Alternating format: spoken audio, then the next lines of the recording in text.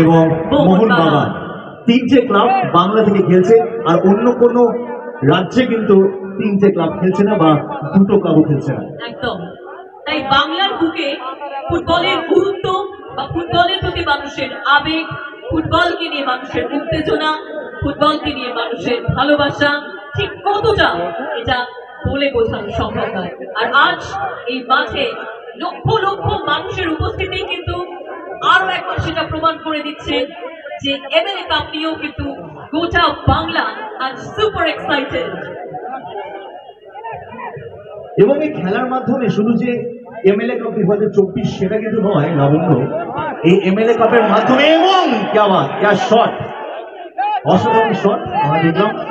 এই MLA cup যে শুধুমাত্র যে এমএলএ কাপ নিয়ে মনিটর একটু বাইরে ঠিক আছে, হয়তো মনিটরে কিছু বোঝা যাচ্ছে না। পুরো রিভার পাচ্ছি, পুরো রিভার পাচ্ছি, এমনি খোলা জায়গা তো রিভার এমনি পাচ্ছি। মনিটর দাও, তাই তো বলছি মনিটর দাও। থ্যাংক ইউ, ধন্যবাদ।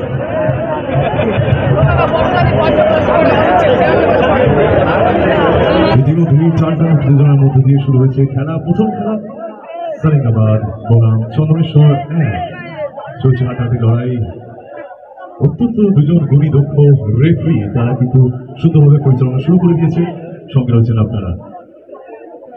মাঠের মধ্যে এই মুহূর্তে একটা টান টান উত্তেজনা এবং সবার চোখ এখন শুধুমাত্র এই ভোজের হাটের মাঠে।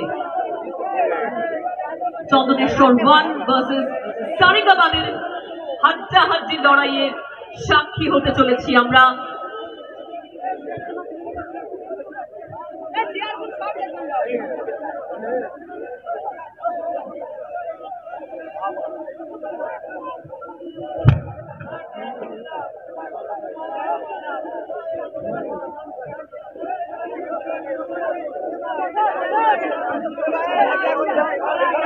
এবং এর সঙ্গে বলতেই পারি যে আমরা তো বহু খেলা দেখি, ন্যাশনাল ইন্টারন্যাশনাল লেভেলে খেলা আমরা দেখি, যেমনি আইএসএল দেখি আমরা, যেমনি আমরা সম্প্রতি চলছে ACL চলছে, মানে এশিয়া কাপ চলছে এখানে।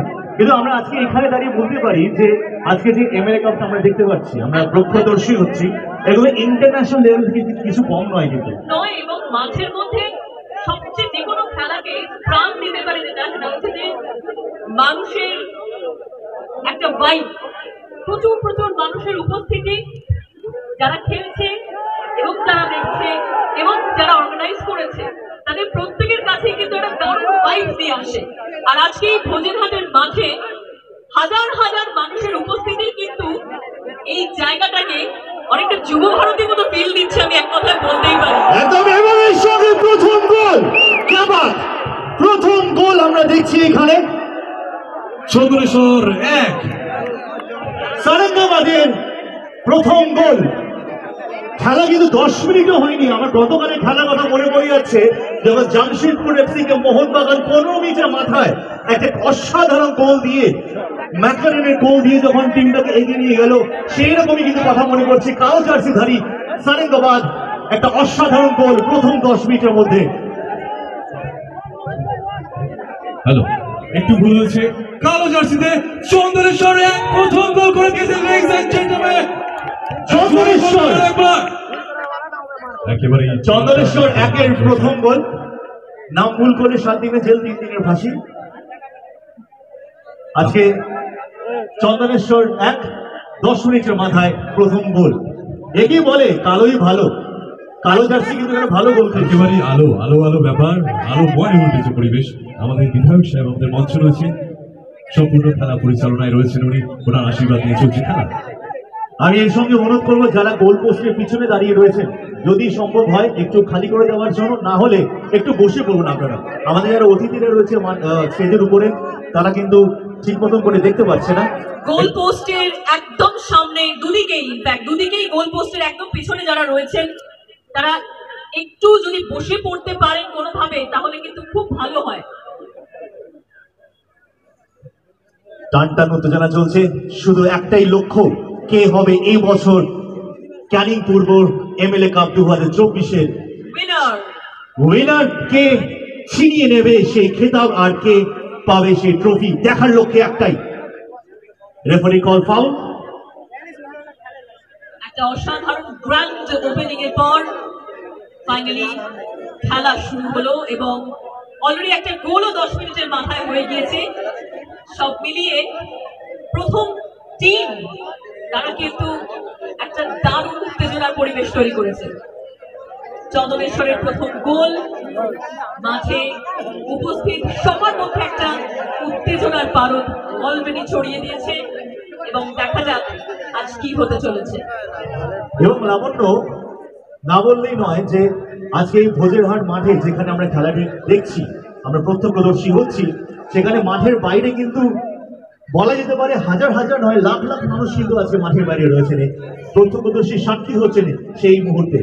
একদম, এবং তাদের সবার চোখ তাদের প্রিয় দলের দিকে, সবাই চাইছে তাদের প্রিয় দলকে সাপোর্ট করতে। এবং এর সঙ্গে সবাইকে বলতে চাই যারা আজকে উপস্থিত রয়েছেন এবং যারা আজকে উপস্থিত হচ্ছেন না তাদের উদ্দেশ্যে আপনারা বার্তা পৌঁছে দিতে পারেন।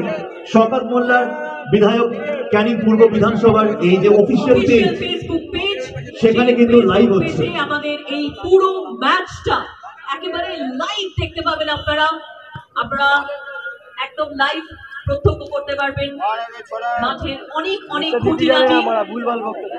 মানে এটাই বলে ইন্টারন্যাশনাল লেভেল, তাই না? একদম, আমরা সবসময় দেখি যে যখন এমনিও যুব ভারতে ফুটবল ম্যাচ হয় তখনও বহু মানুষ কিন্তু মাঠের বাইরে উপস্থিত থাকে সেই ভাইবসটা নেওয়ার জন্য, আর খেলাটা দেখে ফেসবুকের মাধ্যমে। একদম, খেলা দেখে অনলাইন বা ফেসবুকের মাধ্যমে অনেক হয়তো মাঠে আসতে পারে না, সেরকমই কিন্তু ব্যবস্থা করেছেন আমাদের মাননীয় বিধায়ক।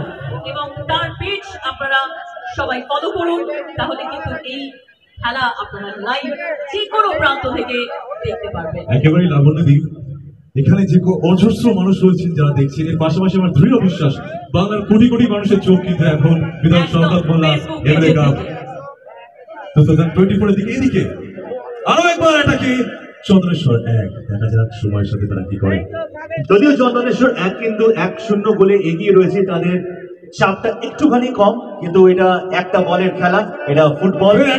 এবং এর সঙ্গে আরেকটা গোল হওয়ার সম্ভাবনা ছিল, কিন্তু সেখানে তৎপরতায় কিন্তু ডিফেন্ডার এসে বেরিয়ে গেছে ব্যাপারটা। কিন্তু আশা করছি যে কোনো মুহূর্তে নতুন কিছু একটা দেখার অপেক্ষা আমরা করবই।